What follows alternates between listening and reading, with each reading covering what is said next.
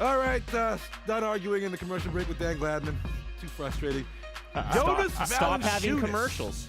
23 points and 15 rebounds in the Raptors' 117-100 win over the Chicago Cows. So, question for you. This new free-flowing offense that the Raptors have installed, does this poise JV for a breakout season? Will Strickland?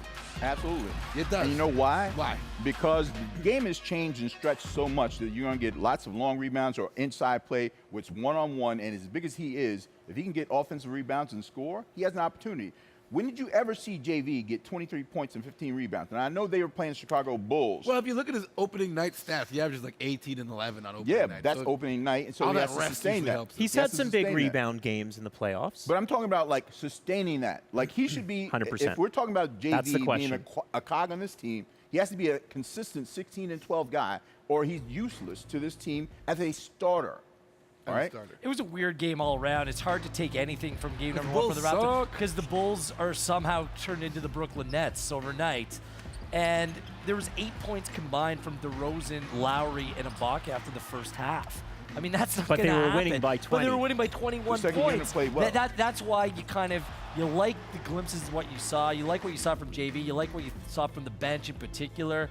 But you kind of move on. You look forward to Saturday in Philadelphia because that's going to be more of a truer test to see this team go up against a very good young team in this league, a team that does move the ball, does run the floor. Let's take a large scope look at the Eastern Conference because people around Toronto and in the Raptors franchise have been offended with the way the mainstream media, especially in the United States, has talked about this team.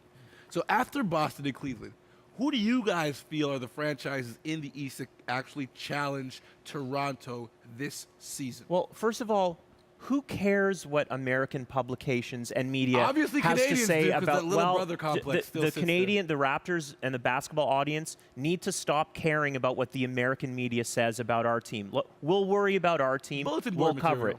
material. They don't need that kind of motivation to go out there. I think they're top 2 or 3 in the East. We talked about Cleveland being a veteran team. The regular season means zip to Cleveland.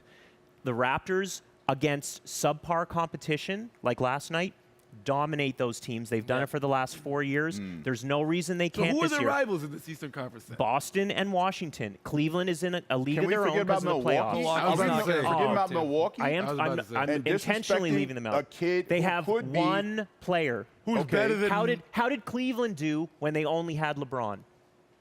Well, Did Toronto you look beat at- them? Years ago. There's something scary about Milwaukee in that Giannis is starting to become like Neo in the Matrix when he figured out he could stop bullets. He really is. So, and he's so young, he's so athletic, but he's starting to get it now. And Jason Kidd is letting him loose. Malcolm Brogdon is a smart point guard for them as a starter. If I he's don't- we your don't know what second Jabari- best player, No, I'm not saying he is necessarily. Jabari's there. But hold on a We're second talking here. about Like, challenging. We're talking about challenging Milwaukee's Toronto. not in the East. challenging We're not the talking top about 4. challenging for the championship. when it comes Milwaukee's to the not Raptors, top though, 4. you need to worry about what's going on in Toronto and not anywhere else. So let's assess what this team is or is not right now. Are they better than the team last year? Just considering the players that they lost, this youth movement coming in on the bench, I say potentially. I say To me, yes. they are one shooter, that one score away from having 2 pretty complete units. Fred VanVleet on that second unit, maybe not the best fit, but if you have another guy that can extend and stretch the floor, What about OJ CJ Miles? Anunoby, good look. CJ Miles is the one guy, but if you have someone else beside him that's scoring off the bench, Looks pretty I think the good to me. Raptors can play with a lot of teams in this league across the board. And so whether you call it disrespect or whatever, the Raptors just need to make sure that there's still that gradual progression in their youth. And if the young players do step up, then yes, this team can be something. Where do you have them finishing at the end of the regular season? Like again, after game 1, it's very difficult. But they're You have to. definitely- You have to. they're- This is what you're just paid let to me finish. do. They're definitely a top 3 team in the Eastern Conference for me. But how good they're going to be, that's up to them. That's up to this organization. If they can pawn off some assets, I think they're one score away, Okay. legitimately, from being a team Now, that's knocking on that door. Sticking with that thought you had about being one scorer away, last year Norman Powell came out and showed everybody that he is worth the $40 million that he just earned with this franchise. Who, out of this young crop of players, is going to be this year's Norman Pressure's Powell? on their OG Anunoby, right? Like he's the one guy with the makeup, the composure, the skill set. He's long. He can hit the corner 3. He can get to the hoop. Like he's the guy that this team needs to count on to help him take that next I step. think that DeLon Wright, and to tell you the truth, I was higher on Norman Powell than I was on DeLon Wright. But DeLon Wright has worked on his game, and you watch, he has sneaker footwork to the basket, can get to the saucepan, make smart passes, and plays defense. So I like a young guy like that who can help you in the backcourt and replace a guy like Corey Joseph. That was the plan. Dan? I mean, we talked about this, you and I think we talked about it last week, and I said Pirtle's the guy who's going to emerge this year.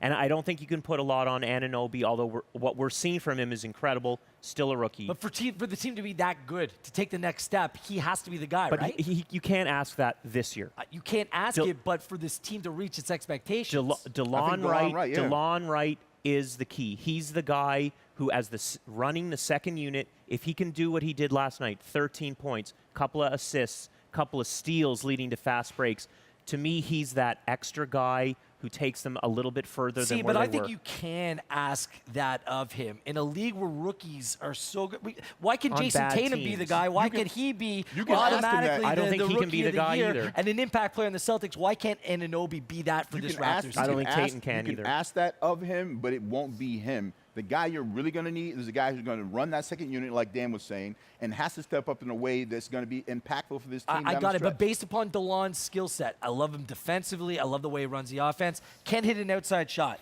They need to surround him with players. They have tons of guys who can hit outside shots. Well, that's what I'm saying. That's why I think that one score short. And if Anunoby can fill that gap, fill that void, I don't think that they're makes short. that second unit they that much better. They are going to score 115 points a night with the current roster. I can listen to you guys argue about this all day, but unfortunately... And we probably will.